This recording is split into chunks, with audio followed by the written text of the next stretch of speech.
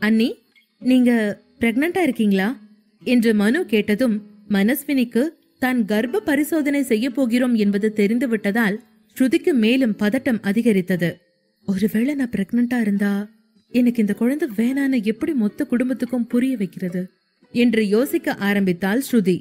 கண்ணை மூடிக்கொண்டு நடக்காமல் ஒரு நிமிடம் அப்படியே நின்ற ஸ்ருதியை மனஸ்வினி பார்த்து, என்னாச்சு அண்ணி, எதுவா இருந்தாலும் என்கிட்ட சொல்லுங்க என்றாள். ஸ்ருதி கண்களை திறந்து, எனக்கு தெரியல மனு, செக் பண்ணணும் என்றாள். மனு சந்தோஷமாய், தெரியும் தெரியும், சீக்கிரம் வாங்க, நம்ம வீட்டுக்கு போய் கண்டுபிடிக்கலாம் என்று சொன்னாள். ஸ்ருதி, சரி மனு, இது கன்ஃபார்ம் ஆகிற வரைக்கும் யார்கிட்டயும் சொல்லிடாத என்று சொல்ல மனு தலையசைத்தாள். அதன் பின் இருவரும் அமைதியாக வீடு திரும்பினார்கள். அறைக்குள் நுழைந்தவுடன், அண்ணி போங்க, சீக்கிரம் போய் செக் பண்ணுங்க என்று பரபரத்தாள் மனு. ஸ்ருதி தலையை அசைத்துக் கொண்டே ஹேண்ட்பேக்கை எடுத்து அதிலிருந்து எல்லா கிட்டையும் எடுக்க, ஆனால் மனு அவளை தடுத்து, அண்ணி ஏன் எல்லாத்தையும் கொண்டு போறீங்க, ஒவ்வொன்னா செக் பண்ணுவோம் என்று சொன்னாள். ஸ்ருதி தலையசைத்தபடி, எதுல நெகட்டிவ் வரும் எதுல பாசிட்டிவ் வரும்னு தெரியலையே. அவள் சொன்னதை கேட்டு சிரிக்க ஆரம்பித்த மனு, ஐயோ என்னோட அப்பாவி அண்ணி, 4வது தான் சரியா இருக்கும், இப்படியே பேசிட்டு இருந்தீங்கன்னா 4வது நெகட்டிவ் ஆயிட போகுது என்று சிரித்தாள். அதன் பின், போய் ஃபர்ஸ்ட் நீங்க அது என்னன்னு செக் பண்ணிட்டு வாங்க, நான் இங்கே வெயிட் பண்றேன் என்றாள். ஸ்ருதி பாத்ரூமிலும் மனு அறையிலும் அமர்ந்திருந்தார்கள். ஒரு நெகட்டிவ் 2 பாசிட்டிவ் என்று வந்திருக்க 4வது முறைக்காக ஸ்ருதி மறுபடியும் பாத்ரூமிற்குள் போனாள். அப்போது ஸ்ருதியின் போன் அடித்தது. அது விகாஷின் கால்.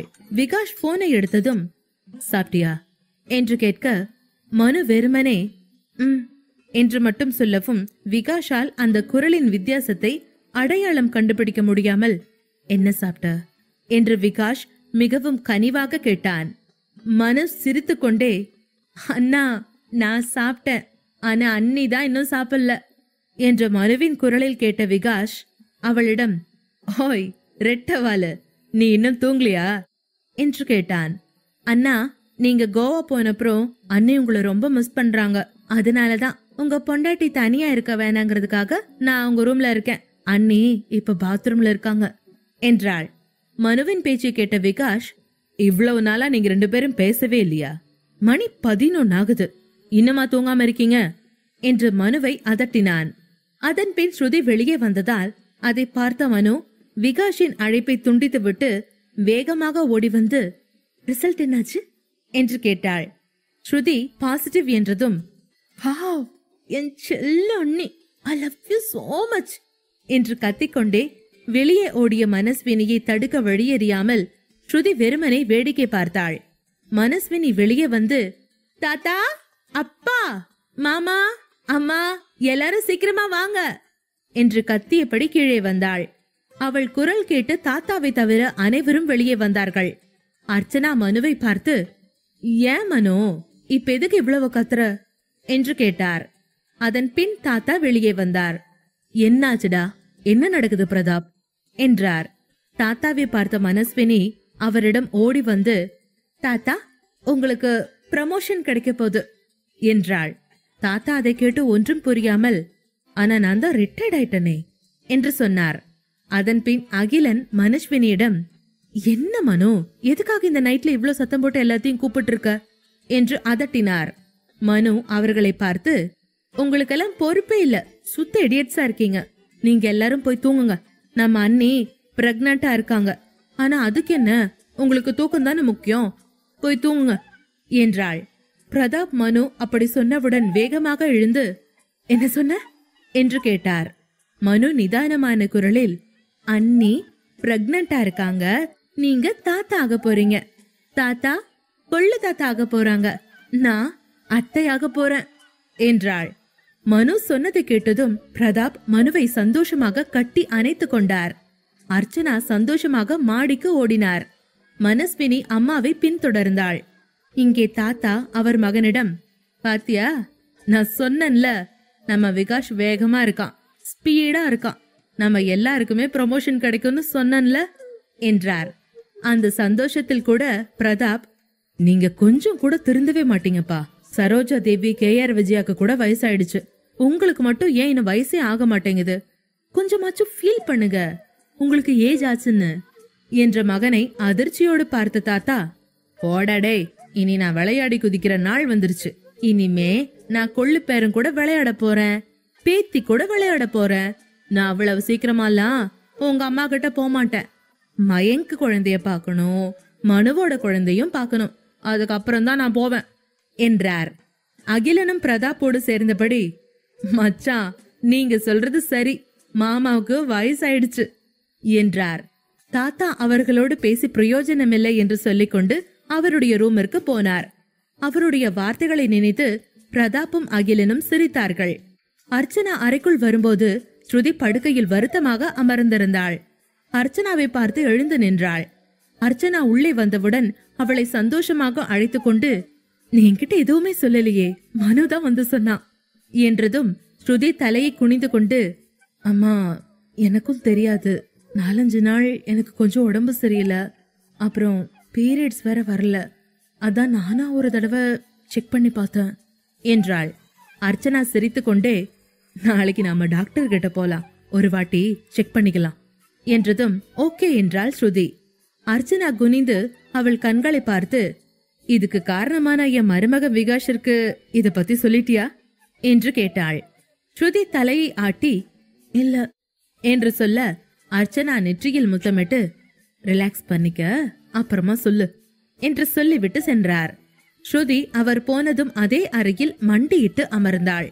அவள் அதுவரை தாங்கியிருந்த கண்ணீர் வெளியே வந்தது. அவள் எதுவெல்லாம் நடக்கக்கூடாது என்று நினைத்து கொண்டிருந்தாளோ அதுவெல்லாம் வாழ்வில் நடந்து கொண்டிருந்தது. அவள் ஒருபோதும் காதலிக்க ஆசைப்படவில்லை, ஆனால் காதலில் விழுந்தாள்.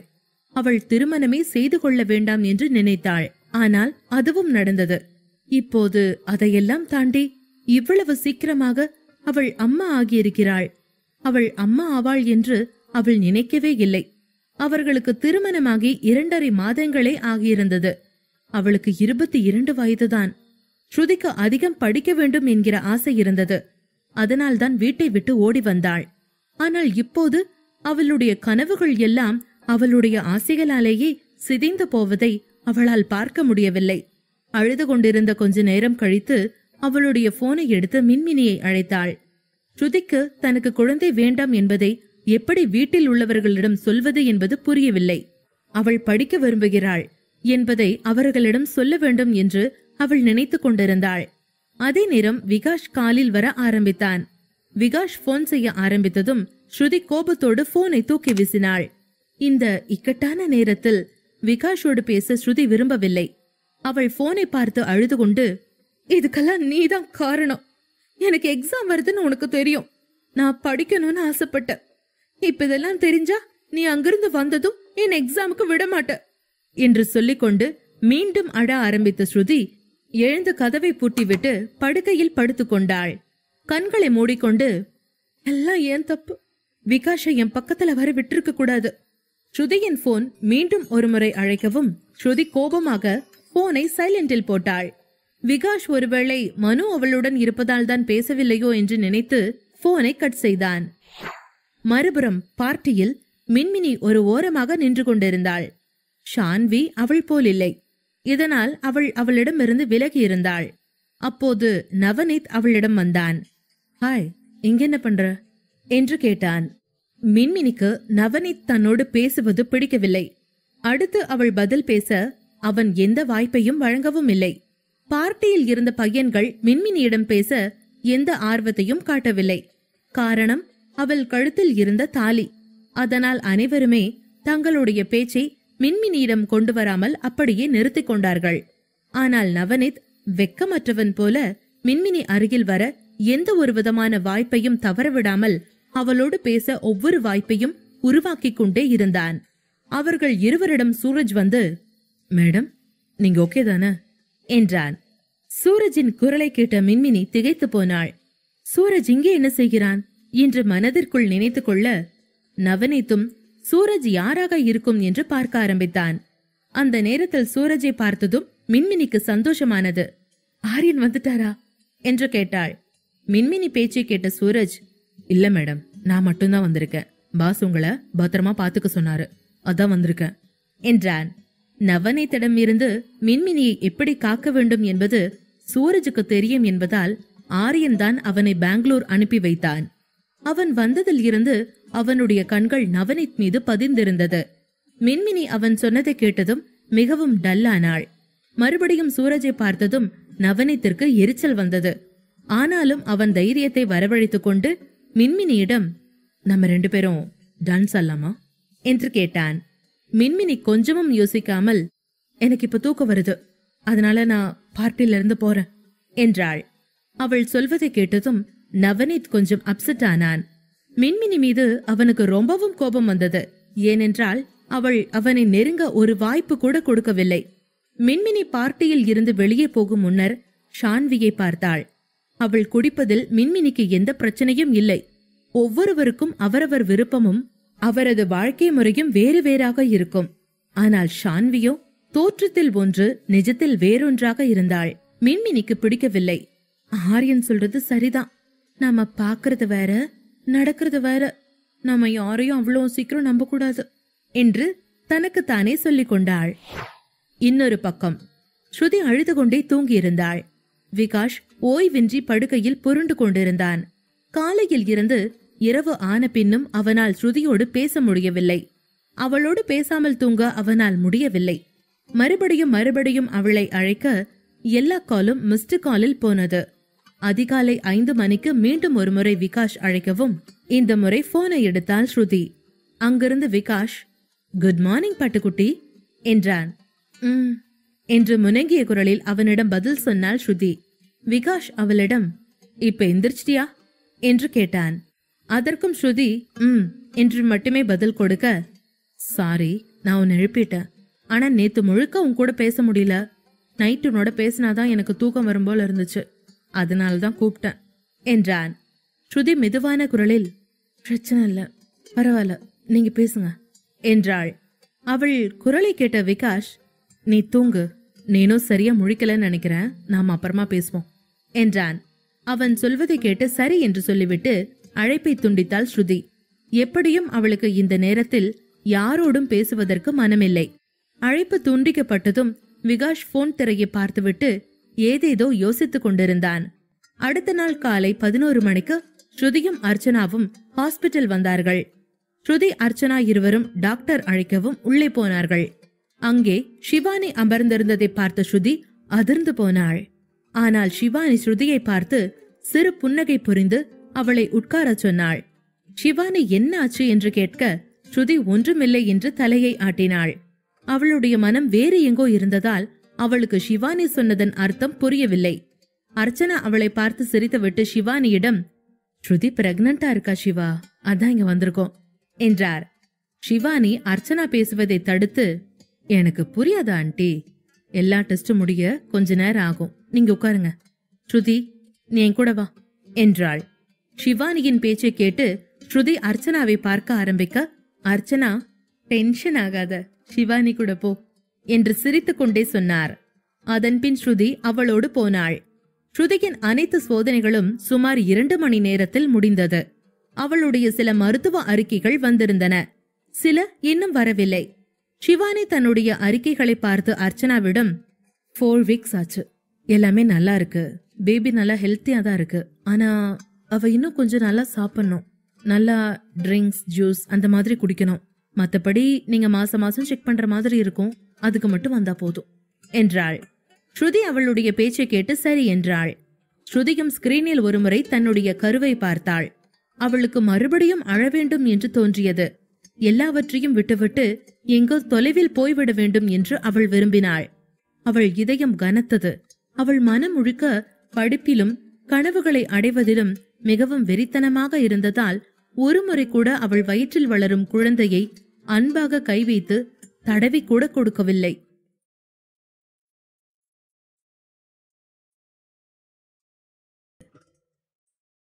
தான் கர்ப்பமாக இருப்பதை ஸ்ருதி முழுவதுமாக வெறுத்து கொண்டிருந்த அதே சமயம் அர்ச்சனா மிகவும் மகிழ்ச்சியாக இருந்தார். ஷிவானி சொல்லும் மருத்துவ குறிப்புகளை கவனமாக கேட்டுக்கொண்டார். அதன் பிறகு ஸ்ருதியோடு மருத்துவமனையில் இருந்து நேராக அருகில் இருக்கும் பழக்கடை மார்க்கெட்டிற்கு போய்க் கொண்டிருந்த அர்ச்சனா வழியில், விகாஷ் கிட்ட இத பத்தி சொல்லிட்டியா ஸ்ருதி? அவன் என்ன சொன்னா என்று கேட்க, ஸ்ருதி அதுக்கு இன்னும் சான்ஸ் கிடைக்கலமா, இப்ப அவர் பிஸியா இருக்காரு என்றாள். அதை கேட்ட அர்ச்சனா, ஓகே ஓகே பரவாயில்ல, நோ ப்ராப்ளம், அவனா அவனுக்கு கால் பண்றப்ப நீ இத பத்தி முதல்ல சொல்லிடு என்றார். சரி என்று தலையசைத்த ஸ்ருதி அயர்ச்சியோடு காரின் பின்புறம் சாய்ந்து கொண்டாள். அவளுக்கு அர்ச்சனாவிடம் தான் பொய் சொல்கிறோம் என்பது மிகவும் குற்ற உணர்ச்சியை கொடுத்து கொண்டிருந்தது. அதே நேரம் சிதம்பர விலாஸ் வீட்டில் ஆரியனுக்கு ஒரு போன் கால் வந்தது. எடுத்து பேசிய ஆரியனின் முகம் கோபத்தில் கொதித்தது.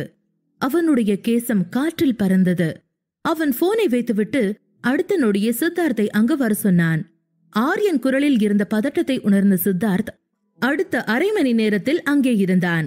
ஆரியன் வேகமாக கீழே இறங்கி வந்து, சித், ஸ்ருதி இஸ் இன் டேஞ்சர், வா நாம் உடனடியாக கிளம்பணும் என்றான். சித்தார்த்திற்கு எதுவும் புரியவில்லை. யாரா ஸ்ருதி?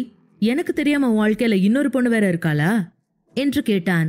ஆரியன் அவனுடைய பங்களாவை விட்டு வெளியே வந்து கொண்டே, மின்மினியோட ஃப்ரெண்டு, அட நம்ம இன்ஸ்பெக்டர் விகாஷோட வைஃப் ஸ்ருதிடா என்றான். சித்தார்த் அவன் சொன்னதை கேட்டதும், என்ன சொல்ற? அவன் வைஃப் சிக்கல்ல இருக்கான்னு உனக்கு எப்படி தெரியும் என்று கேட்டான். ஆரியன் அதற்கு மேல் பொறுமை காக்க முடியாமல், ஸ்டாப் இட் சித், நீ முதல்ல கார்ல ஏறு, போற வழியில மீதி பேசிக்கலாம் என்றான். அவனுக்கு கட்டுப்பட்டு டிரைவிங் சீட்டில் அமர்ந்த சித்தார்த் ஆரியனை பார்த்து, ஆர்யா உனக்கு உடம்பு சரியில்லை, இன்னும் ஆபரேஷன் முடிஞ்சு 1 மாசம் கூட ஆகல, ஸ்ருதி எங்க இருக்கான்னு சொல்லு, நான் போய் அவளை ரெஸ்கியூ பண்ணிட்டு வரேன். இந்த நிலைமையில உன்னை கூட்டிட்டு போறேன்னு தெரிஞ்சா ஆச்சியும் மின்மினியும் உன் தங்கச்சி நிவாசினியும் என்ன பேச்சிலேயே பிச்சு நார் நார் ஆக்கிடுவாங்க என்றான். ஆரியனுக்கு எல்லாவற்றையும் பேச நேரம் இல்லாமல், சித், வர வர எனக்கு உனக்கும் ஆச்சிக்கும் வித்தியாசமே தெரிய மாட்டேங்குது. நான் உன் ஃப்ரெண்டா இல்ல நீ ஆச்சி ஃப்ரெண்டானே புரியல. பேசாம நான் சொல்றபடி வண்டியை ஓட்டிட்டு போ, ஸ்பீடா போ என்றான். அர்ச்சனா மார்க்கெட்டில் சிவானி சொன்ன காய்கள் மற்றும் பழங்களை வாங்கி கொண்டிருக்க, ஸ்ருதி கேபில் உட்காராமல் வெளியே வந்து அர்ச்சனாவிடம், பழம்பொரி சாப்பிடணும் போல இருக்கு என்று சொன்னாள். கோவையின் பிரசித்தி பெற்ற பழம்பொரியை வெளியே தள்ளுவண்டி கடையில் பார்த்ததும் அவள் மனம் அதை சாப்பிட்டே ஆக வேண்டும் என்று பரபரத்தது. அர்ச்சனா சிரித்துக் கொண்டே, சரி வா என்று அவளை அந்த கடைக்குள் அழைத்து போனார். பழம்பொரியை பார்த்ததும் ஸ்ருதியின் கண்கள் மின்னியது. ஆவலாய் அதை சாப்பிட ஆரம்பித்தாள். அதையே ஆச்சரியமாக பார்த்த அர்ச்சனா, கோயம்புத்தூர்காரங்க ஏன் இவ்ளோ அழகா இருக்காங்கன்னு இப்பதான் தெரியுது, சாப்பிடுறதுல பாதி கேரளா ஐட்டம்ஸ் தான் போல என்றார். இருவரும் பழம்பொரி ருசியில் மூழ்கி கொண்டிருக்க திடீரென்று ஒரு கார் ஸ்ருதி மற்றும் அர்ச்சனாவிற்கு முன்னால் நின்றது. இருவருக்குமே என்ன நடக்கிறது என்று புரியும் முன் ஒருவன் காரில் இருந்து இறங்கி அர்ச்சனாவை தள்ளிவிட்டான். மற்றொருவன் ஸ்ருதியை ஒரு நொடியில் காரில் ஏற்றினான். அர்ச்சனா உதவிக்காக கத்தினார். ஆனால் அதற்குள் அந்த கார் கிளம்பிவிட்டது. பழம்பொரி கடைக்காரர் அர்ச்சனாவை அங்கிருந்த ஸ்டூலில் அமரச் சொன்னார். போலீஸுக்கு சொல்லவாமா என்று கேட்டார். சஞ்சயின் ஆள் சஞ்சயிடம் ஸ்ருதியை தள்ளியபடி, அண்ணா எடுத்துக்கோங்க, உங்களுக்காக தான் இந்த ஸ்பெஷல் பீஸை பார்த்ததும் தூக்கிட்டு வந்தோம் என்றான். ஸ்ருதியை சஞ்சய் முன் நிற்க வைக்க அவளை பார்த்து சிரித்தான் சஞ்சய். ஆனால் அந்த இடத்தில் சஞ்சயை பார்த்த ஸ்ருதி, என்ன சஞ்சய், என்ன இதெல்லாம்? மறுபடி என் லைஃப்ல எதுக்கு வர? என் லைஃப்ல இனிமே வரமாட்டேன்னு சொல்லிட்டு தான் இங்கிருந்து போனேன். இவங்க எதுக்கு இப்ப இங்க கூட்டிட்டு வந்திருக்காங்க என்று கத்தினாள். ஸ்ருதி தடுமாறுவதை பார்த்த சஞ்சய் சிரித்துக் கொண்டே, மை லவ், மை பேபி, எவ்வளவு கத்துவ? நீ எவ்வளவு வேணாலும் கத்து, உன்னோட குரலை கேட்க நான் மட்டும்தான் இருக்க. ஆமா நிஜம்தான், உன்னோட வாழ்க்கையில நான் திரும்பி வரமாட்டேன்னு சொன்னந்தான். ஆனா உன்னை உயிரோட விட்டுடுவேன்னு சொன்னனா? நான் உன் வாழ்க்கையில திரும்பி வரமாட்டேன்னு சொன்னந்தான். ஏன் அப்படி சொன்னா, உன்னை உயிரோட மறுபடியும் பார்க்க கூடாதுன்னு நினைச்சுதான் சொன்னேன். ஆனா நீ என்னடானா இன்னும் என் கண்ணு முன்னால அவன் தாலியை சுமந்துகிட்டு உயிரோட அலையறியே. எங்க பார்த்தாலும் ஏண்டி எதுக்கு வர? என் கண்ணு முன்னாடி திரும்ப திரும்ப ஏண்டி வந்து தொலைக்கிற? அதான் நீ உயிரோட இருந்தாதான் இதெல்லாம் நடக்கும்னு நான் உன்னை போட்டு தள்ளதான் உன்னை இங்க கூட்டு வந்தேன் என்றான். அவன் சொல்வதை கேட்டு பீதியில் ஸ்ருதி பின்னோக்கி நடந்தபடி அங்கே நின்று கொண்டிருந்த ஒரு 50 வயது நபர் மீது மோதினார். அதன்பின் நகர்ந்த ஸ்ருதி கோபமாக அவனிடம், என்ன பேசுற சஞ்சய்? என்ன போக விடு. என் புருஷன் இன்ஸ்பெக்டர்னு தெரிஞ்சும் நீ விளையாடாத. அவருக்கு தெரிஞ்சா உன்னை உயிரோட புதைச்சிருவாரு என்றாள். ஆனால் அந்த நடுத்தர வயதுக்காரர் ஸ்ருதி எதிரில் வந்து, சஞ்சய் தோளில் கை போட்டு, சஞ்சய், இது யாரு? எதுக்கு இந்த பொண்ணை கூட்டிட்டு வந்திருக்க என்று கேட்டான். ஸ்ருதியை பார்த்த சஞ்சய் அந்த நபரிடம் திரும்பி, அவ நம்ம கணேசனோட தங்கச்சி ஆண்ட்ரூஸ் என்றான். ஆண்ட்ரூஸ் ஸ்ருதியை மேலும் கீழும் பார்த்துவிட்டு, இவளை பத்தி என்ன வேணா சொல்லு, ஆனா அவ ரொம்ப அழகா இருக்கா என்றான். சஞ்சய் ஸ்ருதியை ஏக்கமாக பார்த்து, அதான் அந்த அழகுல மயங்கித்தான் நான் அவளை என்னோட ராணியா மாத்த நினைச்சேன். ஆனா இவ என் நிச்சயதார்த்தத்தன்னைக்கு ஓடி போய் ஊர் முன்னாடி என் மானத்தை வாங்கி சந்தி சிரிக்க வச்சுட்டா. எவன் கூடவோ ஓடி போய் காதல் கல்யாணம் பண்ணிட்டா. அதான் அடுத்தவன் தொட்டத நான் தொடலாமா வேணாமான்னு யோசிச்சுட்டு இருக்கேன் என்றான் சஞ்சய். அவர்கள் இருவரின் பேச்சையும் கேட்ட ஸ்ருதி தன்னை இங்கிருந்து காப்பாற்றிக் கொள்ள ஏதாவது செய்ய முடியுமா என்று பார்த்தாள். ஏனெனில் இம்முறை விகாஷ் கூட அவளை காப்பாற்ற வரும் தூரத்தில் இல்லை என்பதை ஸ்ருதி உணர்ந்திருந்தாள். அப்போது ஆண்ட்ரூஸ், ஆட, இந்த பொண்ணுதான் உனக்கு நிச்சயதார்த்தம் பண்ணிட்டு பிடிக்காம ஓடி போனவளா? ஓ மானத்தை வாங்கின இவகிட்டையா நீ இவ்வளவு கெஞ்சிட்டு இருக்க? நீயும் அவளை தொடக்கூடாது, அவளோட புருஷனும் அவளை தொடக்கூடாது. இவளை நான் டீல் பண்றேன் என்றான் கண்களில் வெறியோடு. அதை கேட்ட சஞ்சய், யோ ஆண்ட்ரூஸ், உன்னோட படுக்கையில ஸ்ருதி வேணும்னா டைரக்டா பேசு, அதை விட்டுட்டு என்னமோ எதுவும் பண்ண லாய்க்கில்லாதவ மாதிரி பேசுற என்றான். அவர்களுக்குள் சண்டை நடக்க ஸ்ருதி மீண்டும் ஒருமுறை அங்கும் இங்கும் பார்த்தும் அவளுக்கு வெளியேறும் வழியே தெரியவில்லை. இன்னொரு புறம் அர்ச்சனா முதலில் அகிலனை அழைத்து எல்லாவற்றையும் சொன்னார். பிறகு விகாஷிற்கு போன் செய்தார். ஆனால் விகாஷோ போனை எடுக்கவில்லை. அவள் கொஞ்ச நேரம் கலங்கி போய் நின்று கொண்டிருந்தார். அதன் பிறகு அகிலனும் பிரதாப்பும் அங்கே வருவார்கள் என்று காத்திருக்க ஆரம்பித்தார். கோவாவில் விகாஷ் தன்னுடைய குழுவோடு கைது செய்ய வந்த பெண் அங்கு இல்லை. யாரோ ஒருவர் தவறான தகவலை கொடுத்து விகாஷை திசை திருப்பி இருக்கிறார்கள் என்பதை விகாஷ் உணர்ந்து கொண்டான். அந்த பொண்ணு இங்க இல்லைன்னா என்ன, வேற எங்காவது போய் அந்த பொண்ணை கண்டுபிடிப்போம், வா இப்ப நாம போய் டின்னர் சாப்பிடலாம் என்று நிக்கிதா சொன்னபோது கோபத்தில் கொதித்து எழுந்தான் விகாஷ். நிக்கிதாவிடம், நீங்க எல்லாரும் போய் சாப்பிடுங்க, எனக்கு சாப்பிட தோணல. இன்னொரு விஷயம் நிக்கி, நீ திரும்ப திரும்ப என வந்து தொடாத, எனக்கு இதெல்லாம் பிடிக்கவே இல்லை என்றான். அவளிடம் கோபமாக சொல்லிவிட்டு கோவாவில் உள்ள காவல் நிலையத்தை விட்டு வெளியே வந்தான் விகாஷ். வெளியே வந்து அவன் போனை எடுத்தபோது அர்ச்சனாவிடமிருந்து 5 மிஸ்டு கால்கள் இருந்தன. விகாஷ் வேகமாக திரும்ப அழைக்க அர்ச்சனா 2வது ரிங்கில் அழைப்பை எடுத்து, ஹலோ ஹலோ விகாஷ், ஸ்ருதிய என்று மூச்சு விட்டார். அவன் அர்ச்சனாவின் குரலில் உள்ள பதட்டத்தை பார்த்து, சொல்லுங்க, என்னாச்சு, ஏன் உங்க குரல் நடுங்குது என்று கேட்டான். அர்ச்சனா அழுது கொண்டே அவனிடம் எல்லாவற்றையும் சொன்னாள். ஆனால் அவள் ஸ்ருதியின் கர்ப்பம் குறித்து மட்டும் எதுவும் பேசவில்லை. ஏனென்றால் ஸ்ருதியை கடத்தி போனதில் அவள் பதட்டமாக இருந்தாள். அர்ச்சனா சொன்னதை கேட்டவுடன் விகாஷிற்கு கொஞ்ச நேரம் என்ன செய்வது என்று புரியவில்லை. அவன் பதட்டமாக இருந்தான். அவன் கோவாவில் இருப்பதால் அங்கிருந்து சென்னை வருவதற்கு எப்படியும் 10 மணி நேரமாவது ஆகுமே என்று யோசித்த விகாஷ் வேறு வழியில்லாமல் ஒரு ஆட்டோ பிடித்து விமான நிலையத்திற்கு போனான்.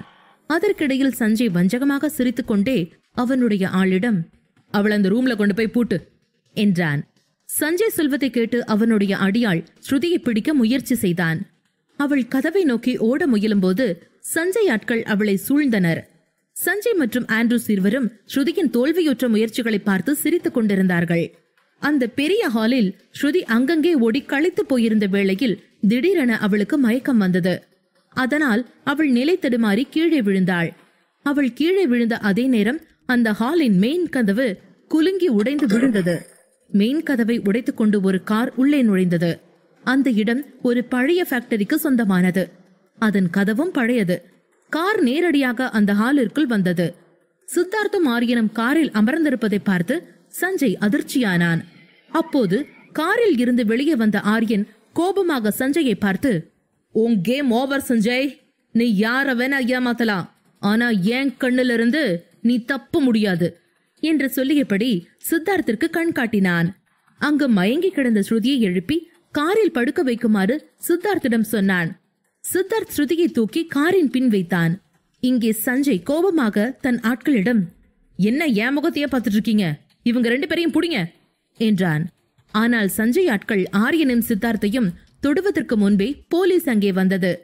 போலீசாரை பார்த்து மற்ற அனைவரும் ஓட ஆரம்பிக்க அவர்கள் அங்குள்ள அனைவரையும் சுற்றி வளைத்தனர். ஆரியன் மயங்கி கிடக்கும் ஸ்ருதியை பார்த்தபடி சித்தார்த்திடம், இப்ப என்ன பண்ணலாம்? அந்த பொண்ணோட பேக்ல போன் இருக்கான்னு பாரு, எடுத்து விகாஷோட வீட்டுக்கு கூப்பிடலாம் என்றான். மின்மினி பெங்களூரில் இருப்பதால் இந்த தகவல் அவளுக்கு போனால் அவள் வருத்தப்படுவாள். அதனால் நாம் ஸ்ருதி வீட்டிற்கே தகவல் சொல்லிவிடலாம் என்று சொன்னான். ஸ்ருதியுடைய போன் லாக் ஆகி இருந்தது. சித்தார்த் ஆரியனை பார்க்க அதே நேரம் அவளுடைய போனில் விகாஷின் நம்பரில் இருந்து கால் வந்தது. ஆரியன் போனை எடுத்து, நான் தான் ஆரியன் பேசுறேன் விகாஷ், ஸ்ருதிக்கு ஒன்னும் ஆகல, அவங்க மயங்கி இருக்காங்க, எதுவும் நடக்கிறதுக்கு முன்னாடி நான் இங்க வந்துட்டேன் என்றதும் விகாஷ் பதறினான். அவளுக்கு ஒன்னும் இல்லல்ல ஆரியன் என்று கேட்க, ரிலாக்ஸ் விகாஷ், ஸ்ருதி நல்லா இருக்காங்க, அதிர்ச்சியில மயக்கம் போட்டுட்டாங்கன்னு நினைக்கிறேன். சஞ்சய் தான் ஸ்ருதியை கிட்னாப் பண்ணான், பட் நான் சஞ்சயை ஃபாலோ பண்ணேன். இப்போ நத்திங் டு வரி, நாங்க ஸ்ருதி ஹாஸ்பிட்டலுக்கு கூட்டிட்டு போறோம் என்றான். ஆரியன் சொன்னதை கேட்டு விகாஷ் ஓரளவிற்கு அமைதியானான். ஆனால் சோதனையாக இந்த நேரத்தில் அவனுக்கு சென்னைக்கு போக எந்த விமானமும் உடனடியாக கிடைக்கவில்லை. எந்த ஹாஸ்பிட்டல் கூட்டிட்டு போறீங்கன்னு சொல்லுங்க, நான் என்னோட அப்பா தாத்தாக்கு சொல்லி அங்க வர சொல்றேன் என்றான் விகாஷ். ஆரியன் விகாஷிடம், சரி, நான் ஹாஸ்பிட்டல் போயிட்டு உங்களுக்கு மெசேஜ் பண்றேன் என்று சொன்னான். விகாஷ் சொன்னபடி அர்ச்சனா, அகிலன் மற்றும் பிரதாப் ஆகியோர் ஹாஸ்பிட்டலிற்கு வந்தார்கள். பிரதாப் ஆரியனை ஏற்கனவே பார்த்திருந்ததால் அவனை அடையாளம் கண்டு கொண்டார். பதட்டமாக இருந்த அர்ச்சனா ஆரியனிடம், ஸ்ருதி நல்லா இருக்காளா, அவளுக்கு ஏதாச்சும் காயமா இருக்கா என்று கேட்டார். ஆரியன் அர்ச்சனாவிற்கு ஆறுதல் சொல்லி, கொஞ்சம் அமைதியா இருங்க ஆண்டி, ஸ்ருதி பர்ஃபெக்டா ஆல்ரைட்டா இருக்காங்க, அவங்களுக்கு பயப்படுற மாதிரியெல்லாம் ஒன்னும் ஆகல என்று சொன்னான். அதனால் அர்ச்சனா கொஞ்சம் அமைதியானார். கொஞ்ச நேரம் கழித்து டாக்டர் ஸ்ருதியை பரிசோதித்து விட்டு வெளியே வந்ததும் பிரதாப் அவசரமாக அவர் முன்னே சென்று, எல்லாம் ஓகேவா டாக்டர், அவளுக்கு எதுவும் ஆகலையே என்று கவலையோடு கேட்டார். டாக்டர் பிரதாப்பிடம், பரவாயில்ல சார், சில சமயத்துல இந்த மாதிரி ஆரம்ப கால பிரெக்னன்ட் டைம்ல இப்படி நடந்துச்சுன்னா குழந்தை கலைய வாய்ப்பு இருக்கு. ஆனா இப்ப அதை பத்தி என்னால எதுவும் உடனடியா சொல்ல முடியாது, மத்ததெல்லாம் சரியாயிடும் என்றார். அவர் பேச்சு கேட்டு பிரதாப் வேகமாக விகாஷிற்கு போன் செய்தார். ஹாஸ்பிட்டல் போயிட்டீங்களா என்று விகாஷ் பதட்டமாக கேட்க, அவர் சொன்ன விவரங்களை கேட்டுக்கொண்ட விகாஷ் சரி என்று சொல்லிவிட்டு அழைப்பை கட் செய்தான்.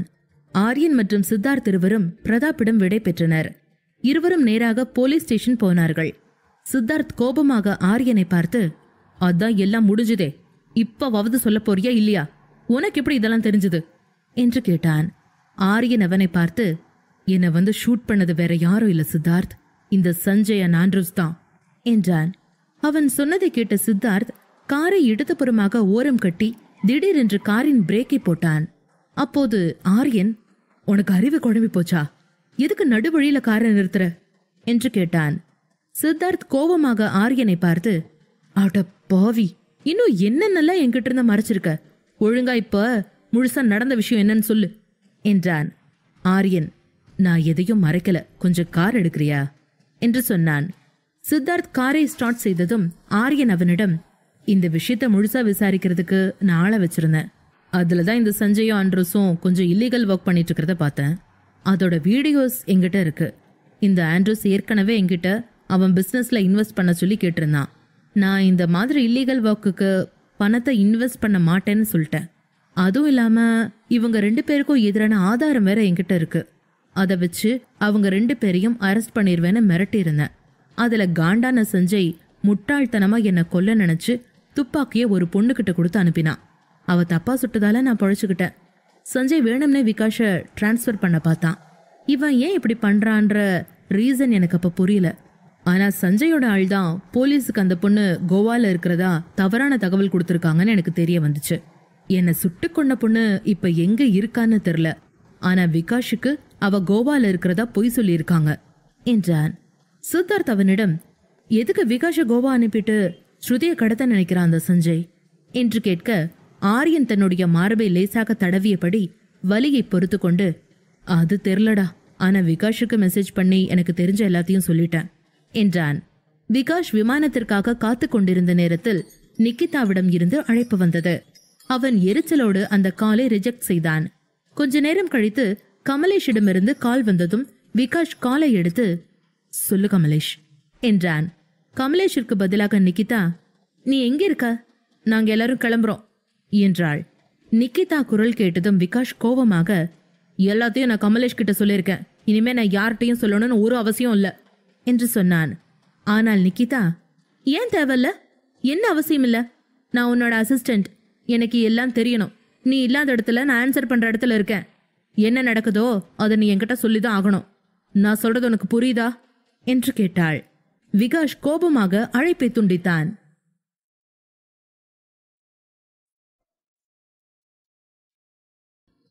ஆரியனும் சித்தார்த்தும் திரும்பி வரும் வழியில் ஆரியனின் போன் அடிக்க ஆரம்பித்தது.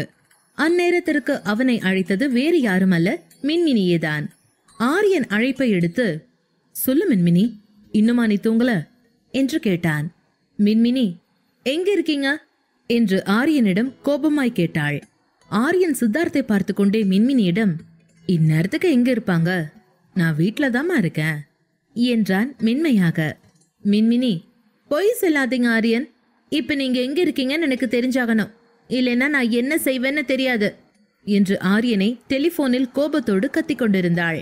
ஆரியன் மின்மினி சொல்வதை கேட்டு, நான் சித்தார்த் கூட வாக்கிங் வந்திருக்கம்மா என்றான். மின்மினி ஆரியன் சொன்னதை கேட்டு, ஓ, நைட் 1 மணிக்கு வாக்கிங்கா? இதனா நம்பணுமா என்று கேட்க, ஆரியன் சட்டென தான் பிடிபட்டு விட்டதால் கண்களை இறுக மூடி திறந்தான். அதற்குள் மின்மினி போனை கட் செய்தாள். ஆரியன் நிலையை பார்த்த சித்தார்த் சிரிக்க ஆரம்பித்தான். அவன் சிரித்துக்கொண்டே, ஏண்டா இப்படி போய் கூட சொல்ல தெரியாம மாட்டிக்கிற? இந்நேரத்துக்கு யாருடா வாக்கிங் போவாங்க என்றான். அதற்குள் மின்மினி மீண்டும் அழைத்தாள். அது வீடியோ கால். மின்மினியின் வீடியோ கால் அவனது போனில் வர ஆரம்பித்தது. ஆரியன் அழைப்பை எடுத்தான். ஆத்திரத்தோடு தன்னை முறைக்கும் மின்மினியை பார்த்து ஒரு அழகான புன்னகை அவன் முகத்தில் வந்தது. அப்போது மின்மினி அதீத கோபத்தோடு, ஓ சார், கார்ல தான் வாக்கிங் போவீங்க போலையே, யூ லயர் என்றாள். ஆரியன் மின்மினியிடம், இல்ல கண்ணம்மா, நீ நினைக்கிற மாதிரி எதுவும் இல்ல, நான் பொய் சொல்லல, நிஜமாவே வாக்கிங் வந்த. வீட்டுல படுத்துக்கிட்டே இருந்து போர் அடிச்சிருச்சு. நீ இருந்தா கூட உன் கூட பேசிட்டு இருந்திருப்பேன், நீயும் இல்லையா, அதான் அப்படியே நடந்துட்டே சித்தார்த் வீட்டுக்கு வந்தேன். இப்ப சித்தார்த் கார்ல என்னை வீட்டுல டிராப் பண்ண போறான் என்றான். ஆரியன் இப்போது கேமராவை சித்தார்த் பக்கம் திருப்பி, டே, நீ ஏன் உன் தங்கச்சி கிட்ட சொல்லு, நீ சொன்னாதான் அவன் நம்புவா என்று கண்களால் சித்தார்த்தை மிரட்ட, அவனும் புரிந்து கொண்டு, ஆமா மின்மினி, அவன் என்ன பார்க்க வாக்கிங்ல வந்தான், இப்ப நான் அவனை டிராப் பண்ண போயிட்டு இருக்கேன் என்றான். ஆரியன் கேமராவை தன் பக்கம் திருப்பி, பாத்தியா, நான் எந்த வேலையும் பண்ணல, சும்மா வாக் தான் வந்தேன் என்றான். அதன்பின் மின்மினி ஆரியனிடம், நீங்க மெடிசன் எடுத்தாச்சா என்று கேட்க, ஆரியன் வேகமாக ஆமாம் என்று தலையசைக்க, அதற்கு மின்மினி ஆவேசமாக, எடுத்து கிழிச்சிங்க, உங்க மண்டையை உடைக்க போற ஆரியன், எவ்வளவு பொய், நீங்க இன்னும் சாப்பிடவே இல்லையா, ஆச்சி அங்க கவலையா இருக்காங்க என்றாள். இம்முறை மின்மினியின் வார்த்தைகளை கேட்டு பலமாக சிரித்தான் சித்தார்த். ஸ்ட்ரிக்ட் ஆபீசர் ஆரியன் தன் சின்னஞ்சிறு மனைவி திட்டுவதை அப்படியே கேட்டுக்கொண்டிருந்ததை பார்த்ததும் சித்தார்த்திற்கு சிரிப்பை அடக்க முடியவில்லை. மின்மினி ஆரியனை பார்த்து முறைத்து, நீங்க இப்படிதான் உங்களை பாத்துப்பீங்கன்னா நான் காம்படிஷன்ல இருந்து விலகிக்கிறதா சொல்லிட்டு உங்களை பார்க்க வரேன், நான் வந்தாதான் நீங்க சரிப்படுவீங்க என்றாள். ஆரியன் அவளிடம், இல்லம்மா வேணாம், நானே பாத்துக்கிறேன், இன்னும் 5 நிமிஷத்துல வீட்டுக்கு வந்துட்டு உன்னை கூப்பிடட்டா என்று சொல்லிவிட்டு பதமாய் போனை ஆஃப் செய்துவிட்டு, அப்பாடா என்று காரின் சீட்டில் தலையை சாய்த்தான்.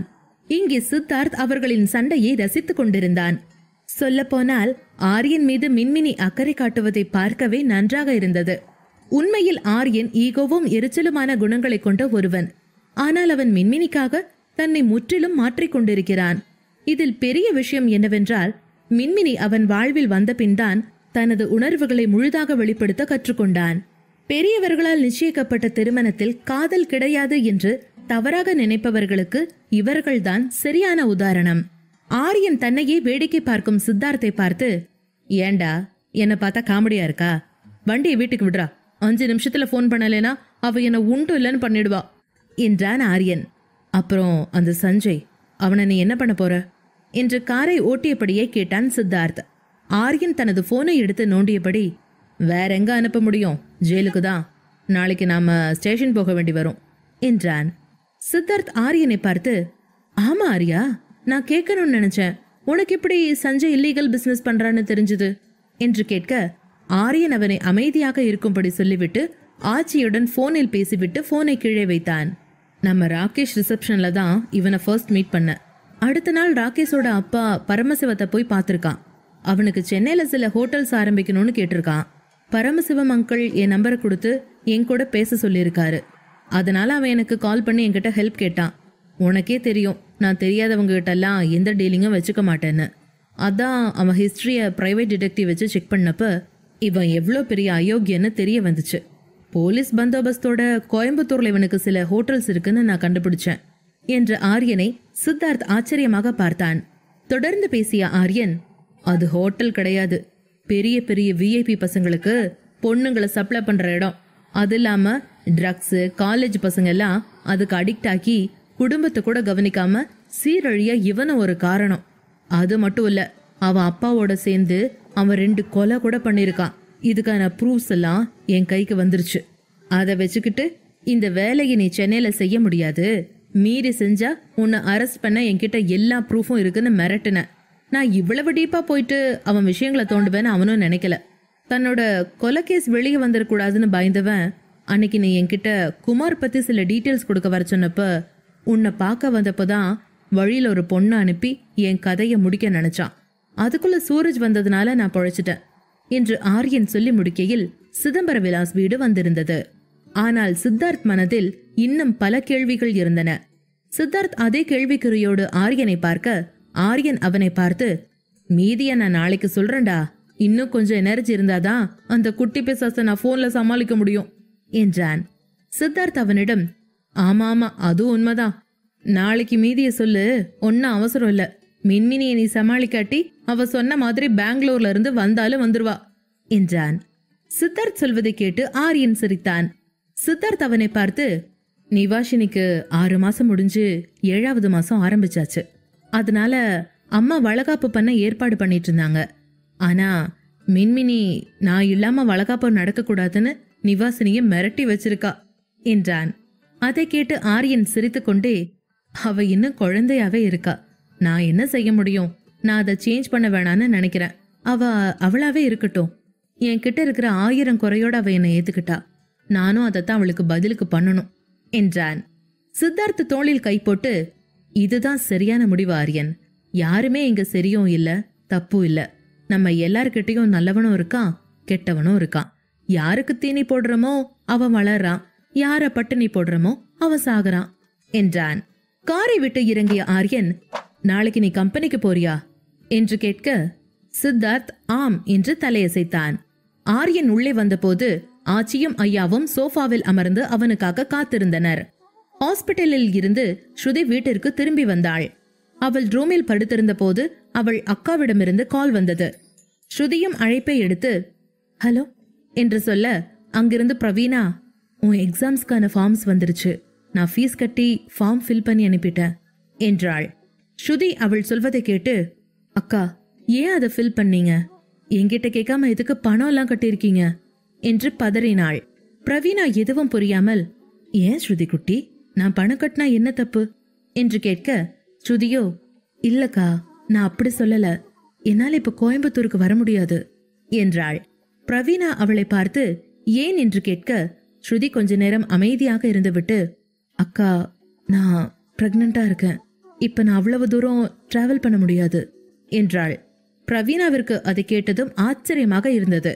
என்னடி சொல்ற, நீ பிரெக்னண்டா இருக்கியா என்று கேட்க, அதை கேட்ட பிரவீனா சந்தோஷப்படாமல், உனக்கு புத்தி இல்லையா, கல்யாணமாகி 2 மாசத்துல குழந்தை வேணுமா, ஜாக்கிரதையா இருக்கு தெரியாதா உனக்கு, உனக்கு இன்னும் கல்யாணம் பண்ணிக்கிற வயசே ஆகல, அதுக்குள்ள குழந்தை வேற என்று படபடவென்று பொறிந்தாள் பிரவீனா. ஸ்ருதி எதுவும் பேசவில்லை. மீண்டும் ஒருமுறை அவள் கண்களில் இருந்து கண்ணீர் முத்துக்கள் வெளிவந்தன. கொஞ்ச நேரம் யோசித்த பிரவீனா, ஒரு ஐடியா இருக்கு, நீ ஃபிளைட்ல கோயம்புத்தூர் வந்துரு, அப்புறம் எக்ஸாம் முடியற வரைக்கும் இங்கே இருக்கலாம் என்றாள். ஸ்ருதி எதுவும் பேசவில்லை. அவள் மனம் மிகவும் குழப்பமாக இருந்தது. அக்கா நான் அப்புறமா கூப்பிடுறேன் என்று சொல்லி போனை கட் செய்து விட்டு, எல்லாத்துக்கும் நான் தான் காரணம், நானே என் கனவெல்லாத்தையும் நாசம் பண்ணிட்டேன் என்று ஸ்ருதி அழுதாள். அன்று மாலை விகாஷ் சென்னை வந்தான். அன்று வியாழக்கிழமை என்பதால் அதே நேரம் அவன் வீட்டில் ஸ்ருதி சாய்பாபாவிற்கு பூஜை செய்து கொண்டிருந்தாள். அனைவருக்கும் ஆரத்தி மற்றும் பிரசாதம் கொடுத்துவிட்டு அர்ச்சனா கூடவே கிச்சனுக்குள் நுழைந்தாள் ஸ்ருதி. அர்ச்சனா அவளை பார்த்து, இப்போ உடம்புக்கு பரவாயில்லையாமா, வீக்னஸ் சரியாயிடுச்சா என்று கேட்டார். ஸ்ருதி எதுவும் பேசாமல் மௌனமாக இருந்தாள். மார்க்கெட்டில் தன்னை கடத்தி கொண்டு போனதில் இருந்தே ஸ்ருதி மூட் அவுட் ஆகி இருப்பதாக அர்ச்சனா நினைத்து கொண்டார். அதன் பின் இரவு உணவுக்காக காய்கறிகளை நறுக்கத் தொடங்கினார். அர்ச்சனாவிற்கு ஸ்ருதி உதவி செய்ய ஆரம்பித்தாள்.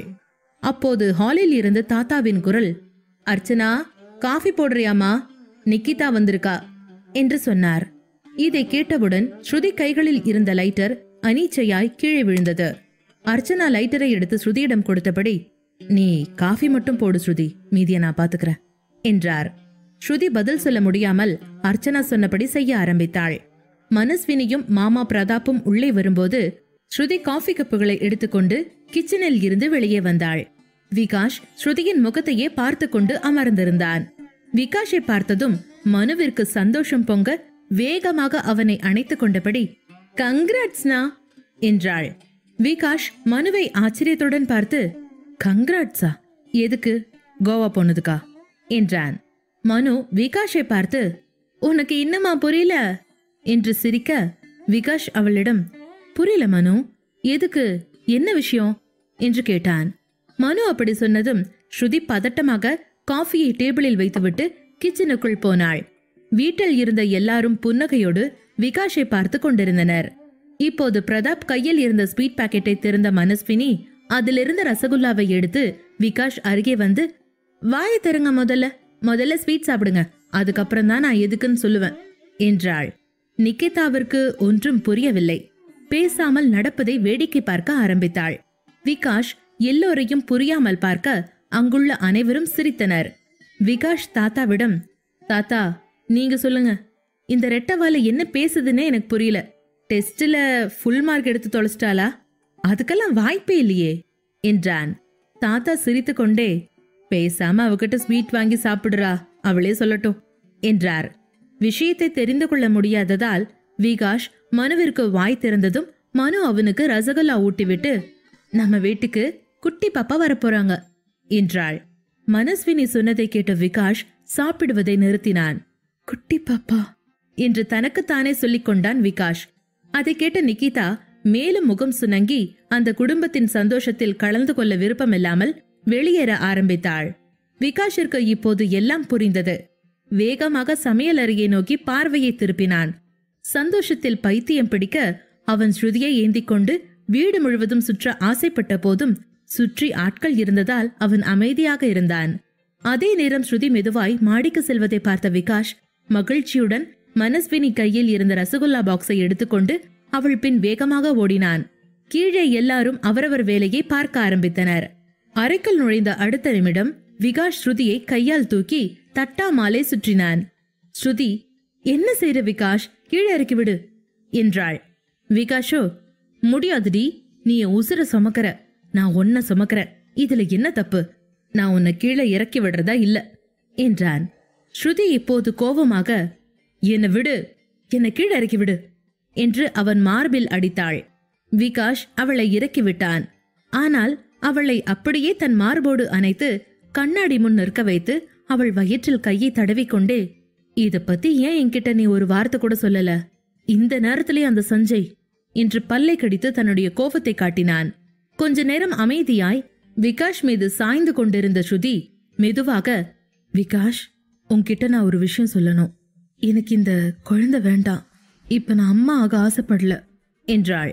விகாஷ் அதிர்ச்சியோடு ஸ்ருதியை கண்ணாடி வழியாக பார்த்து கொண்டிருந்தான்.